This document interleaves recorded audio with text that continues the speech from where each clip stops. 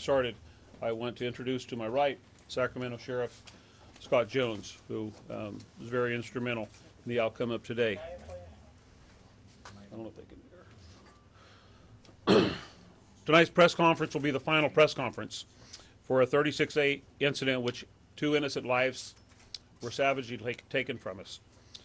I have to start this conference by remembering Matt Coleman and Jerry Mello. These 2 hardworking men were senselessly ended by a suspect identified as Aaron Basler. The chronology of this case began on August 11th when Matt Coleman was shot in Rockport by then an unknown gunman. DNA evidence at the scene has confirmed that Aaron Basler was at the scene. Interviews with family members since the homicide confirmed that Basler was in Rockport at the time of this initial homicide. On August 27th, Fort Bragg City Councilman Jerry Mello was viciously killed in a senseless and witnessed homicide. The witness identified Basler as the shooter.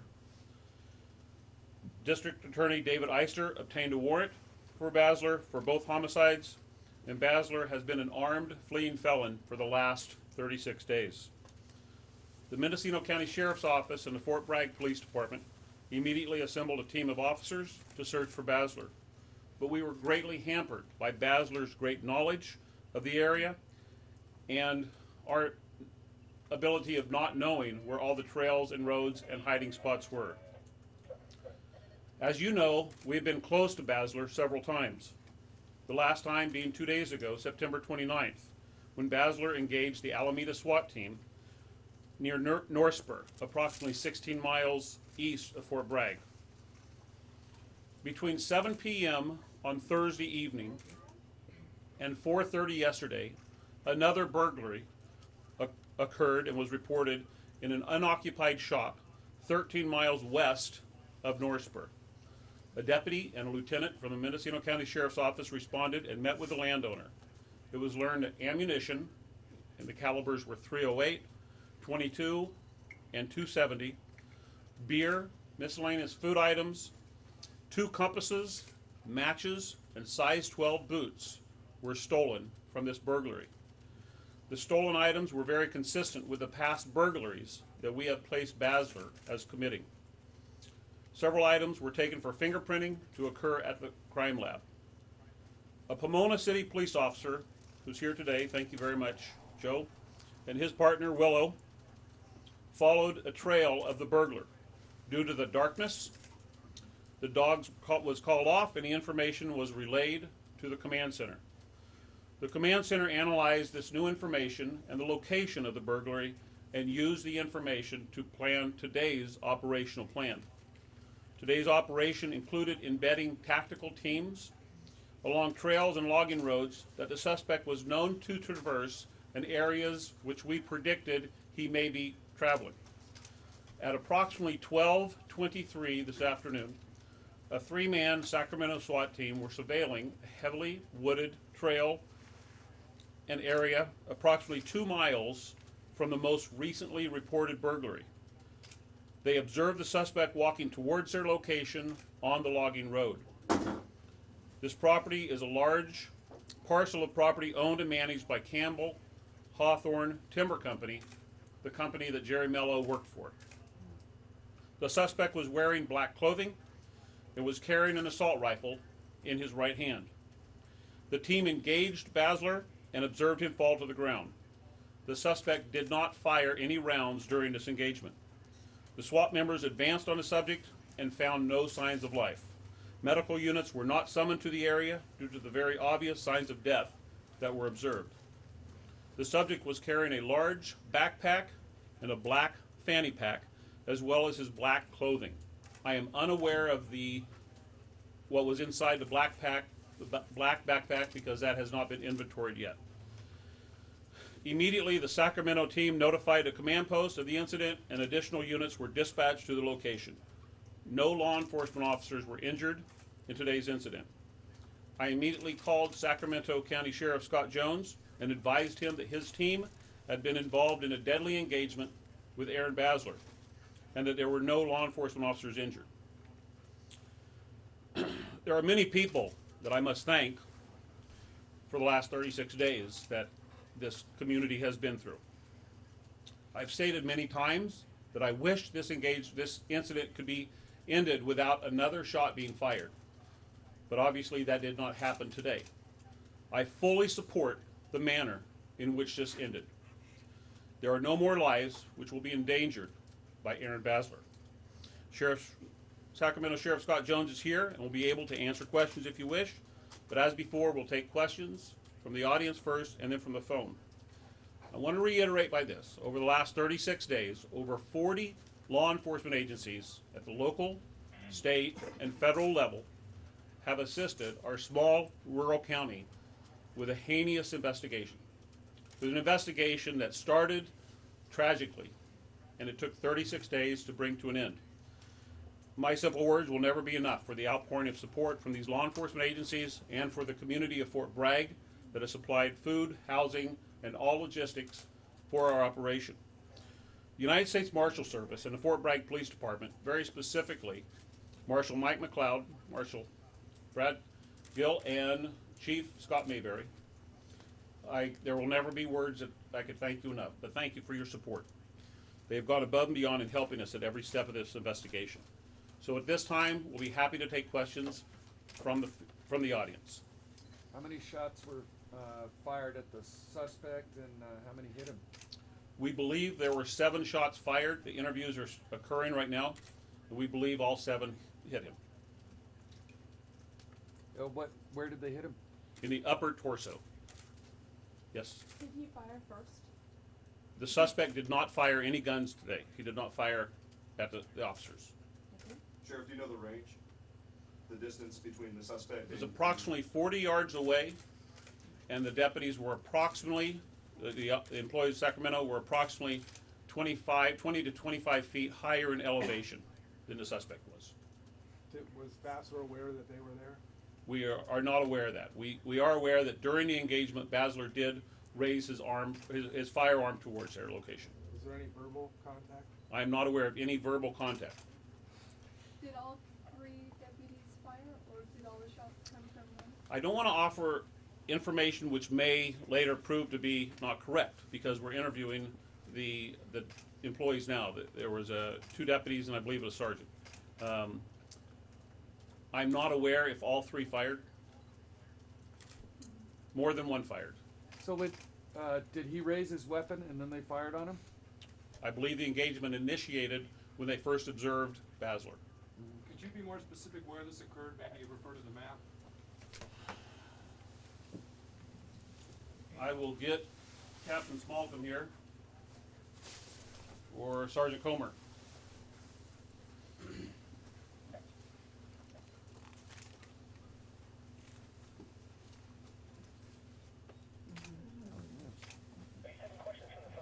Not yet. The location's approximately half a mile south of Wet Springs and in the area of Sherwood Road.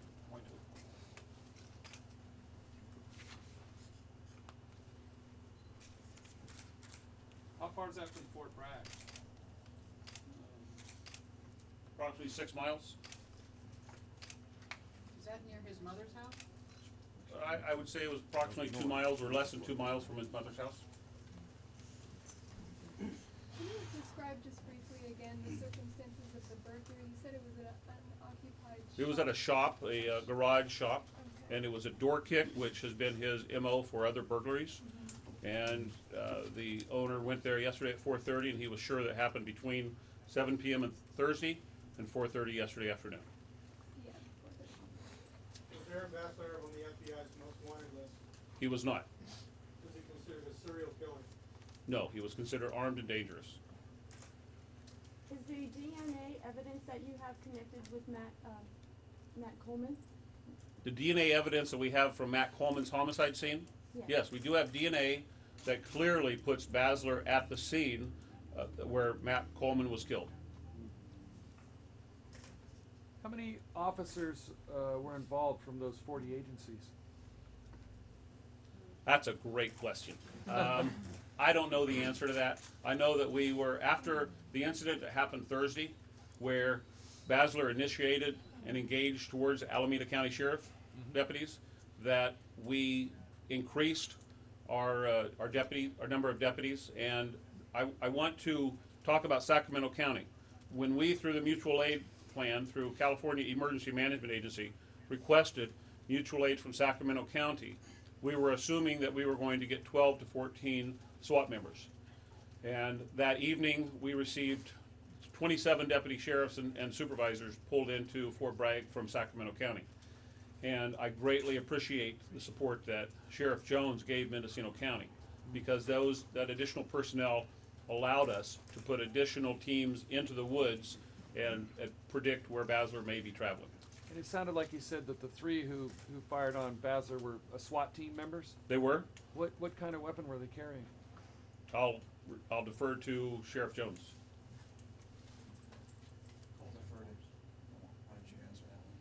Colt M4s, .223 caliber. Thank you. Okay, we're going to take questions from the telephone. All right. Yeah, hi, this is Steve Corbin from Reuters. Can I ask if there was essentially a shoot-to-kill order for this suspect? There was never a shoot-to-kill order for the suspect. Okay, and so there was no contact made verbally by the SWAT team officers when they encountered Basler? It's my understanding you're correct, yes. Okay. Do you know why they opened fire without any trying to contact them verbally? There was no shoot-to-kill order? Well, and I would ask you to, and you're from Reuters, and I know that you have great access to this, I would ask you to research a case called Gardner versus Tennessee. And it clearly allows that in felons, in the situations where you know that additional felony behavior is going to occur, that law enforcement does have that ability. Now, there's some very important factors here that we must take into consideration. When the initial photograph of Basler was taken at the unstaffed camera, he was carrying his assault rifle in his right hand. When the Alameda County team encountered him 2 days ago, he not only was carrying this in his right hand, but he initiated and engaged Alameda County with that rifle. And that is the rifle that we believe he was carrying today. And then today, he was carrying a rifle in his right hand, completely ready to engage. His hand was on the handle there, and his right index finger was in a very tactical position of straight out. I can say this, and upon analyzing the gun, there was a round in the chamber, and his rifle was not on safety. It was on fire. He was fully prepared to engage any law enforcement officers that he saw. Sheriff Bowman, this is Sam Allen from the LA Times. Okay, Sam. You said that there were 3 men in this team that encountered Basler. How many other officers were a part of the plan that you drew up today to try to locate Basler? How many other teams were there looking for him? I believe we had close to 45 law enforcement officers in the woods, and we were trying to keep them in groups of 3 or 4. So you can do the math on that one. It's Kim McAllister from KGO Radio. Wondering if you had Mendocino County teams working with the officers that you requested mutual aid from, because they might not have known the area as well. We initially did, but Sacramento's been here for at least 2 days, and we spent a good part of yesterday orientating Sacramento with not only the roads and the mapping, but also the heavy brush.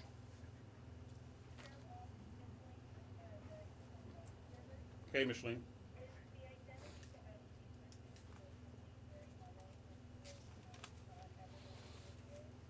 We hear that? The witness on the second homicide.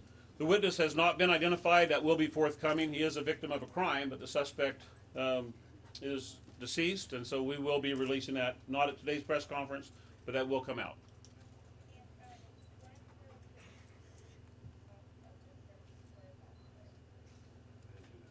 Say it one more time louder, please. When will citizens know the cost of the search for Basler? The cost of the search for Basler, well, we're trying to get our receipts in, and I would imagine if you compare this to a large fire with CAL FIRE, it sometimes takes months, but I'm very comfortable that within 3 or 4 weeks we will have the final cost of logistics, of overtime, and everything that we spent on this search. Sheriff Mike, Tim Wright, KBS Radio down in San Francisco. The Basler family have been pretty upfront with the media about the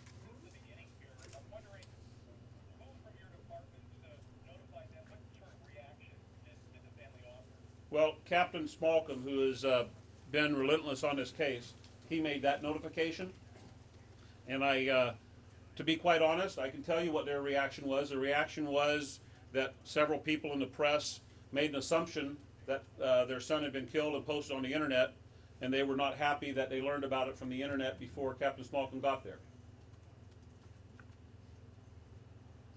Other than that, was there a reaction? I think that, like many people, they expected it to end this way, and they were hoping that a law enforcement officer didn't go down at the same time. Well, if that's what they were hoping, they've never told me that, but I think those might be better questions for the family instead of us. I'm not going to speculate on how they felt when this tragedy occurred. And honestly, you know, I do have some feeling for the Basler family.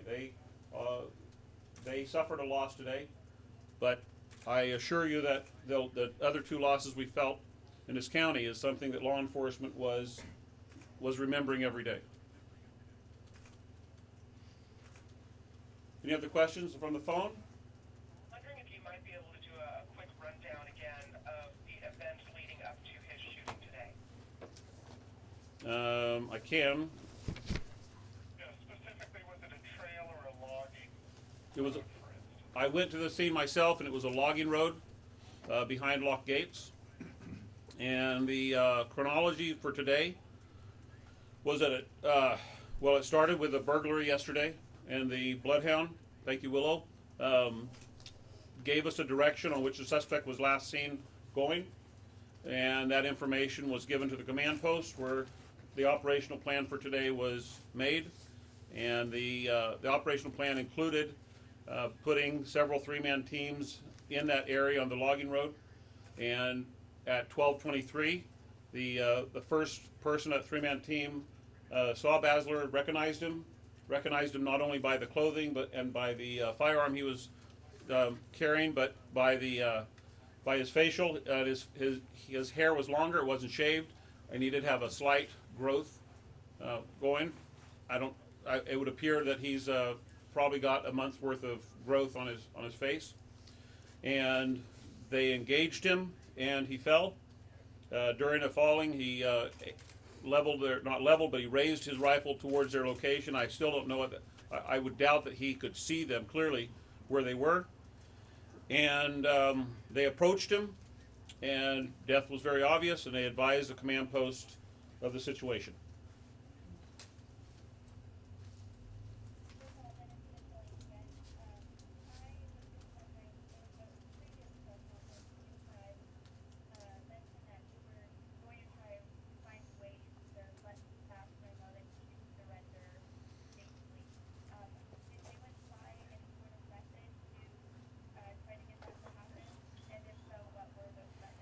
Well, of course, we left messages with his family. We're not aware of any other messages that he actually received. We have been in touch with the behavioral analysts from the federal partners that were giving us fairly good advice on what our plans were, and if they felt these would or would not work. And so we were working on that when today's incident occurred. John, take from the Chronicle, where exactly was the break-in yesterday again? Approximately 2 miles east of where the incident occurred today, but that's approximately 14 miles west of North Spur, where the Alameda County SWAT team engaged him.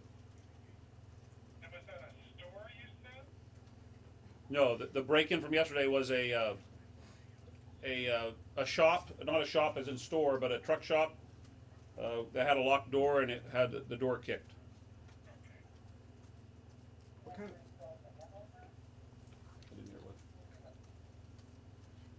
I couldn't hear you. There was more ammunition stolen last night. Remember, it was 22. And last week at the cabin, one of the cabin burglaries, a 22 rifle was taken, along with a shotgun. And those weapons were, as far as I know, they're not recovered. They were not with him today, and we're not aware of where they are right now.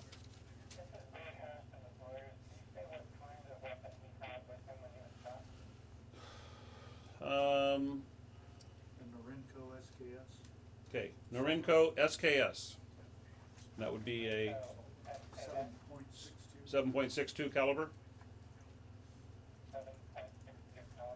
Yes, and that is a weapon that we believe that he was carrying. However, in this picture that was taken by the unmanned camera, we believe there was a flashlight taped to the front of it. There was black tape on the rifle today, but there was no flashlight. Was that the weapon used in the murder? We believe it is. Ballistics will help us on that one. Do you know how to obtain that weapon? How we obtain the weapon? I do not. Yes, hold on telephone 1 second. So you're saying that the weapon he was carrying was consistent with the wounds that Jerry Mello sustained? Very consistent, yes. Can you spell Marinko? What is? Norinco. Thank you. Sure. I'd like you to clarify one thing. You mentioned that Bass was armed with the rifle. Do you, in this early part of the investigation into the shooting, do you believe that he knew he was coming under fire, or perhaps he was just hit and he was going down, the rifle coming up? In hearing the brief story of what happened, we believe that he thought he was coming under fire. In inspecting the rifle, they haven't counted the rounds in his rifle. It's a 30-round magazine. It feels as if it's full, but that's going to take some removal at a forensic lab to as we take him out and count him. So we believe that he was, if not full of 30 rounds, it was very close. And you said that there was a round in his chamber and the rifle was not on safety. That's correct. It was on the fire position. Did he have any other weapons with him? If he did, they were not on his belt, but he had a fanny pack and a black backpack that has not been inventoried because we know that he did have a handgun 2 days ago. Could I ask for clarification? Was it Sheriff Jones or Sheriff Ullman that told us the information that he had his finger on the trigger and that the gun was on fire, not on safety, and that he was fully ready to engage? That was Sheriff Allman. That was Sheriff Ullman, I think. Sheriff, any information as to how many times he was shot today? We believe 7 rounds were fired. We believe he was hit all 7 rounds. I think that the forensic autopsy will conclude that information. Are you releasing any information about whether he was shot in the head or what shot killed him yet? At this point, I believe that all shots were centered on his upper torso. Sheriff Ullman, this is Sam Allen again from the LA Times. I just want to make sure it was you speaking. This quote earlier in the call, I'm going to read it back to you just to make sure I have it correct. Quote, I fully support the manner in which this happened. No more lives will be in danger because of Aaron Bassler. I said that, and I stand by it. Okay. And then Kimberly Ware from the Times Standard. I just wanted to confirm he was about 2 miles away from Fort Bragg. No, I said he was 2 miles from his mother's house. From his mother's house. Thank you. All right, there's going to be questions in the audience, please. Yes? Quickly, just to be accurate, so he, Sacramento fired and then he raised his weapon? That's correct. Sheriff Ullman, Yes. Was he wearing a bulletproof vest? He was not wearing a vest that he was wearing, we believe he was wearing when the Jerry Mello homicide occurred. Where's his body now? Where were the deputies standing? Hold on, phone, hold on, please. Where's his body now? The forensic autopsy will be conducted in Ukiah, and that won't happen until Monday. Joe? How small of an area have you been dealing with since Thursday in square miles? Any idea? Because you said you thought you had him encircled. We thought we had him encircled, and obviously, at Thursday it was a 6 square mile area. Okay. And this area being, 14 miles away, obviously is lot larger than what we had originally thought. But because of yesterday's burglary, and because the ammunition, because the MO was the same, and because really and truly we had a patrol deputy and a patrol lieutenant who said this fits his MO, and they fed that information to the operations center, that changed our operational plan for today. If the burglary had not been reported yesterday, I doubt we would have been in this area. Was there any? Concealed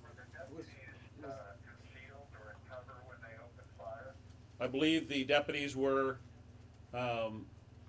they were not visible to Basler. I can't say that for sure. There's a question in the audience, please. Was Was there any discussion of trying to shoot Bassler non-lethally in this sort of situation? There was no discussion about myself or anybody else that I'm aware of giving direction to wound Basler. The fact that 2 homicides occurred, the fact that he fired upon 3 Alameda SWAT officers initially, clearly led us to believe that any contact from law enforcement is going to be met with deadly and lethal resistance. And as sheriff of this county and as a sheriff of this operation, I certainly was not going to put any conditions on the men and women who were going out in the woods that would have endangered their lives. That's very clear. To the telephone? Any contact with law enforcement lead to lethal and deadly resistance? Engagement. Okay. Couple more questions from the phone? Sheriff Allman, just want to confirm that how many other agencies were working on this, and was it the U.S. Marshals, Orange County Sheriffs, and Sacramento County Sheriffs, and how many in all? This is Sam out from the LA Times. Over 40, everywhere from all the 3 local agencies to the Highway Patrol to our federal partners, the U.S. Marshal Service, the FBI, and the Sacramento team, the Alameda team, all surrounding counties, Napa, Sonoma, Lake, Humboldt, Marin. We've certainly been planning for next week of making sure that we had enough officers to take care of this. So over 40 officers. I think that the final tally will come out at the same time that the final cost will. Final question for the phone, and last call on the phone. One more. All right, thank you. In the audience? We were hoping to hear from Joe and Willow, if you don't mind. I want to hear about how the dog worked. That sounds like the dog did a hell of a job. Willow was sent it from the door of the break-in. Once we deployed from the door, she led us onto a track that was leading back into the woods. As the sheriff said, as this began to get dark, for the safety of the dog and the rest of the team, we terminated the portion of the search, relayed that back to command post, and they made the decision what they wanted to do from there. Has Willow worked other big cases like this? This is probably one of the bigger cases or longer cases that we've dealt with. Down in Pomona, California, where I'm from, we tend to handle, more of our own city crimes versus something as big as this with multiple agencies. How old is Willow? Willow is 6 years old. Thanks. How many years has she been working? She's been working 5 years out of the 6. Joe, can you spell your last name? Hernandez, it's Hernandez. And what's your title here? Police officer. And Willow was assisted by a sergeant from Placerville City Police Department who had to leave early today. But the other bloodhound was there last night also. Have you found evidence of where Aaron Basso's been hiding? We have not had a chance to look at where he's been hiding, where the other stolen property is. But we still at this point believe that there was nobody that was supplying him with logistics. We do not believe he was being supplied with information, and we believe he did not have any communications. An interesting part of last night's burglary is there were several items that were moved, including two-way handy-talkies that he had set out. He had moved to a different location, but he did not take them last night. Couple final questions from the audience, and we'll close. Sheriff Allman, going forward, how is this going to affect how your department deals with mental illness cases? Well, I'm looking forward to working with our Board of Supervisors, and our chair is here, Kendall Smith. I'm looking forward to working with mental health, but I think that this would be an extreme mental health situation. This isn't the normal type of mental health problem that law enforcement officers deal with on a regular basis. This is an extreme situation. So I know that many people are talking about Laura's Law, which I've read, which I support. It comes down to money, but the fact that the state's under financial crisis, the fact that today AB 109 was implemented, and the counties and cities are suffering financially as well, I think that mental health is going to have to be looked at, and we're going to have to ask ourselves as a society, where are we going to put it into our priorities? Final question, one final But question. there's a question back here. Sheriff, after 5 weeks, can you tell us what you're feeling right now? I'm very relieved. Captain Smoke, on how many reverse 911 calls were made during the course of this? I say approximately 5 to 6. And where will the forensic autopsy be conducted? Will it be by the sheriff's coroner or another agency or a private entity? I'm not aware of that yet. We're obviously at the initial stages. All right, last question, Joe Rogelski. Is there any chance that there's someone else out there, and I hate to say this, who could be a victim, that's a transient or something like that, someone that's reported missing, just hasn't been aware of what's been going on and lives in the woods? I'm going to answer that from the bottom of my heart and say that during this investigation, there was at least one situation where transients did come upon Aaron Basler, and they had a conversation, and that information was relayed to us. And Basler did not treat them in a threatening manner. He did not make demands, and a short contact happened. So, for whatever reason, Aaron Basler used his violence against people that he saw in authority. And this was, how long ago was that? 3 weeks ago. 3 weeks ago. Thank you. All right, everyone, thank you very much for bearing with the sheriff's office during this 36-day period. Seems like 36 weeks. This has been a tough situation. Mendocino County, Fort Bragg is surely not accustomed like this. This is unfortunately, a situation that many of these men, this will be the biggest case of their career. We didn't want it to be like that. We'd have liked to have ended it the first day, but it didn't. So we owe a lot of thanks to a lot of people, and we owe a lot of thanks to the press, the responsible press who worked with us on this. So thank you very much, and this is our last press conference. There will be press releases that detail specifics regarding the incident today once we learn all the specifics and the results of the forensic autopsy. Thank you very much.